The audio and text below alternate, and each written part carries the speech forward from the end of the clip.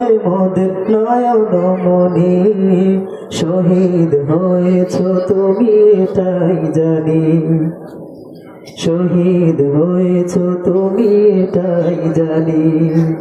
আল্লামা সাঈদী তুমি মরনি, শহীদ হয়েছ তুমি এটাই জানি, শহীদ হয়েছ তুমি এটাই জানি।